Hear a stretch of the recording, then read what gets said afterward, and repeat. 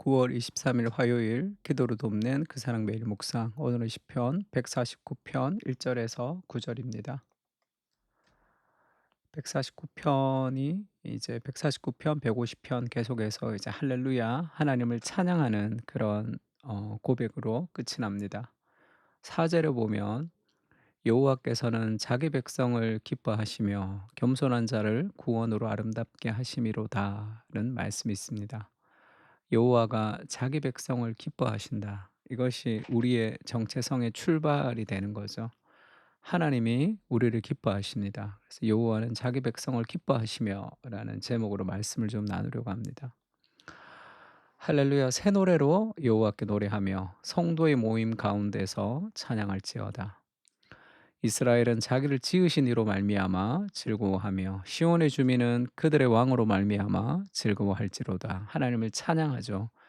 왜 우리가 하나님을 찬양하냐 하면 춤추며 그의 이름을 찬양하며 소고와 수금으로 그를 찬양할지어다. 이렇게 온 마음을 다해서 기쁨으로 찬양하는 이유가 뭐죠? 여호와께서는 자기 백성을 기뻐하시며 겸손한 자를 구원으로 아름답게 하심이로다. 우리가 찬양하는 이유는 하나님께서 그분의 백성을 기뻐하시기 때문에 그렇습니다. 우리가 기뻐할 만한 근거가 없지만 우리를 기뻐하시는 하나님으로 말미암아 우리가 기쁨의 존재가 되는 거죠. 우리가 사랑받을 만하기 때문에 하나님이 우리를 사랑하시는 것이 아니라 하나님 우리를 사랑해 주시기 때문에 우리가 사랑스러워 가는 것이죠. 저희 아내가 늘 그렇게 얘기할 때가 있습니다. 저희 아들 보면서 '왜 이렇게 귀여울까? 왜 이렇게 사랑스러울까?' 하나님이 참 부모와 자식이라는 관계를 참 희한하게 만드셨다. 그런 얘기를 해요. 왜냐하면 근거가 없거든요. '아 얘는 이렇기 때문에 사랑스러워. 얘는 이렇기 때문에 사랑스러워.' 그런 이유가 없습니다. 그냥 자기 자식이기 때문에 사랑스러운 거죠. 사랑의 관계. 그를 사랑하면 사랑할수록 사랑은 더 깊어집니다. 어릴 적에는 굉장히 귀엽지만 크면은 뭐 "징그러워진다." 이렇게 얘기하는데 평생의 사랑의 대상이죠. 평생의 사랑의 대상입니다.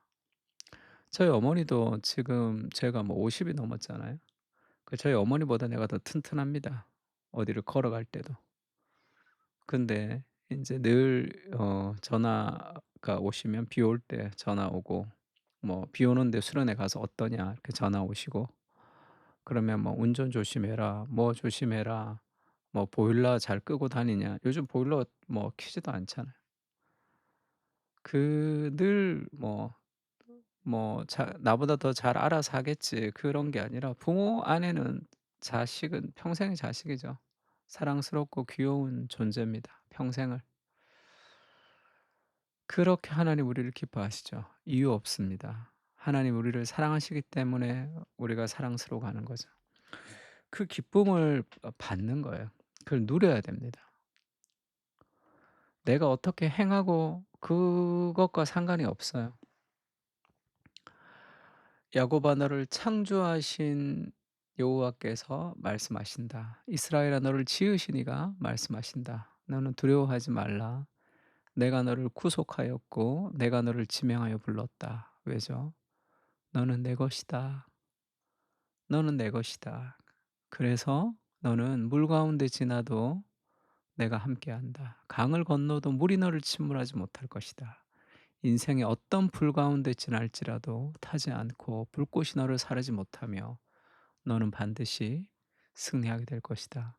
너의 평생에 너를 당할 자가 없을 것이다. 왜죠? 내가 너와 함께하는 거야. 너는 내 것이다. 우리가 하나님의 것이 되었습니다. 또 그런 찬양 그 구절이 지금 어디로 가 버렸나? 스바냐 3장 16 절에는 그런 말씀이 있죠. "너의 하나님 여호와가 너희 가운데 계시니 그는 구원을 베푸실 전능자이시라. 그가 너로 인하여 기쁨을 이기지 못하시며 즐거이 너를 사랑하시며." 그런 표현이 있죠. 기쁨을 이기지 못한다. 내가 너무 사랑스러워서 하나님이 기쁨을 이기지 못하는 그런 존재죠. 365일 언제나 나를 향한 끝없는 사랑 가운데 기뻐하시는 그러한 존재입니다. 아이를 키울 때 애가 너무 귀여우면 자는 걸 좀 깨울 때가 있어요.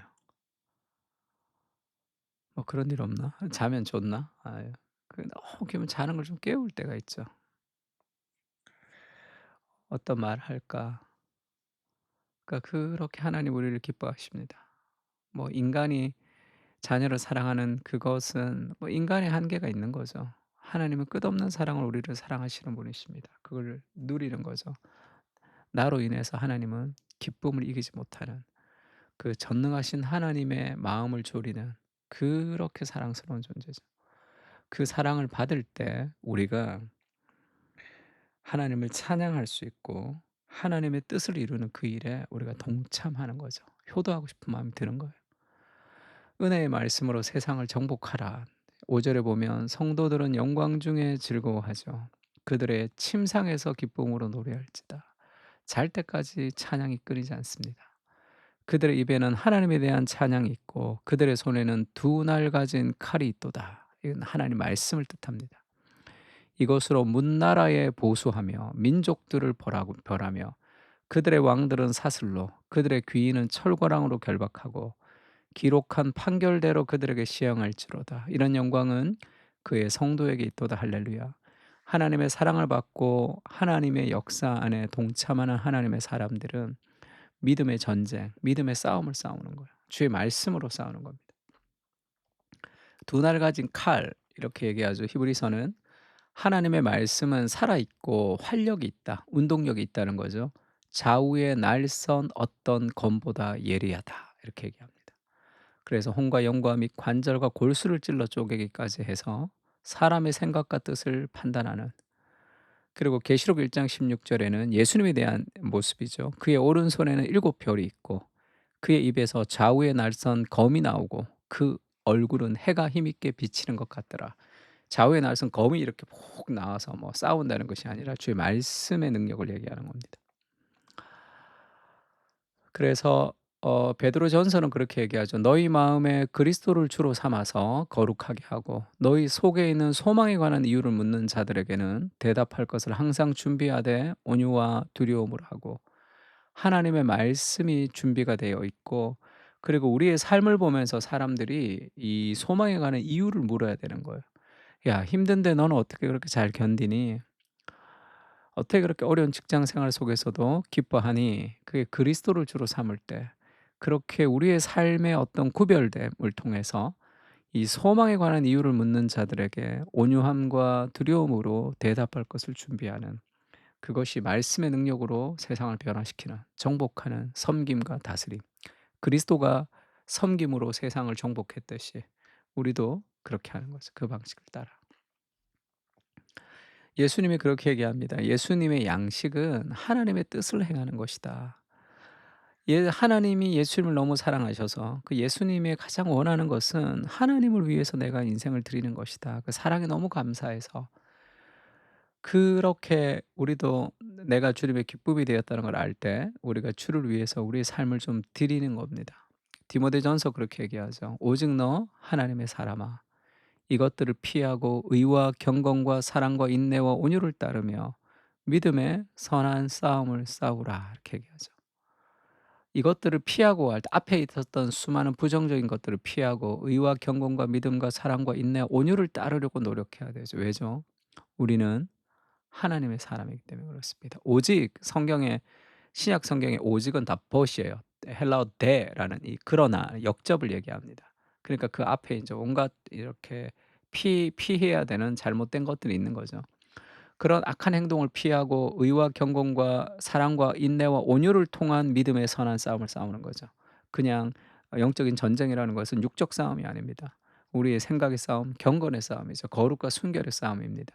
근데 우리가 왜 그렇게 살아가야 됩니까? 내가 하나님의 사람이라는 것을 알 때 우리는 그렇게 사는 것이 익숙해집니다. 그렇게 사는 것이 나다운 삶이라는 것을 알게 되는 거죠. 디모데후서에는 그렇게 믿음의 선한 싸움을 그 디모데에게 바울이 그렇게 얘기합니다. "내 아들아." 그 디모데죠. 자신의 영적인 아들인 디모데를 정말 친아들처럼 생각하죠. "내 아들아, 그러므로 너는 그리스도 예수 안에 있는 은혜 가운데서 강해라." 은혜와 강함이라는 그 상반된 두 가지 단어가 조합이 되죠, 복음 안에서. "은혜 안에서 강해라. 네가 많은 증인들 앞에서 내게 들은 바를 충성된 사람들에게 부탁하라. 그들이 또 다른 사람들을 가르칠 수 있으리라. 너는 그리스도 예수의 좋은 병사로 나와 함께 고난을 받으라. 병사로 복무하는 자는 자기 생활에 얽매이는 자가 하나도 없나니 이는 병사로 모집한 자를 기쁘게 하려 함이라." 은혜 가운데 강하며 이 믿음의 좋은 선한 싸움을 싸우죠. 왜냐하면 우리는 그리스도의 군사로 부름을 받았습니다. 이 땅을 변화시키는 병사로 복무하는 사람은 자기의 생활에 얽매이는 자가 없죠. 하나님의 말씀에 우리를 얽매입니다. 왜죠? 병사로 모집한 자를 기쁘게 하고 싶은 거죠. 우리를 사랑해 주셔서 자신의 목숨을 버리신 그리스도의 사랑을 깊이 경험할 때 효도하고 싶은 거랑 마찬가지죠. 자연스럽게 부모님을 사랑하고 위하게 되는 겁니다. 죄인인 나를 기뻐하신 하나님, 그리스도의 목숨보다 더 소중한 존재임을 복음 안에서 늘 확인하며 감사합니다. 내 인생의 모든 것을 바꾸어 주신 주님께 우리의 삶과 영혼과 모든 것을 드립니다. 선한 믿음의 싸움을 싸우게 하시고 하나님의 나라를 위한 군사로 오늘도 믿음으로 전진하게 하옵소서. 아멘.